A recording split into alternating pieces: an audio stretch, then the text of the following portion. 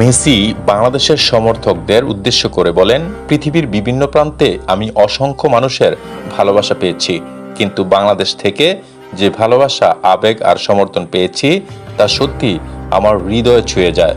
আমি যখনই শুনি হাজার হাজার বাংলাদেশি আর্জেন্টিনার জার্সি পরে রাত জেগে আমাদের খেলা দেখে, বিজয়ে আনন্দ করে আর পরাজয়ে কষ্ট পায়, তখন মনে হয় ফুটবল সত্যি মানুষকে এক করে। বাংলাদেশের মানুষ শুধু আমাকে নয়, পুরো আর্জেন্টিনা দলকে যেভাবে ভালোবাসে তার জন্য আমি কৃতজ্ঞ। ভাষা, সংস্কৃতি আর হাজার কিলোমিটার দূরত্ব আমাদের আলাদা করতে পারেনি। ফুটবল আমাদের এক পরিবারের মতো বেঁধে দিয়েছে। আমি চাই তোমরা সবসময় ফুটবলকে ভালোবাসার খেলা হিসেবে দেখো। জয় পরাজয় খেলাধুলারই অংশ, তাই কোনো দলকে সমর্থন করার কারণে যেন কখনো কারো সঙ্গে ঘৃণা বা বিভেদ সৃষ্টি না হয়।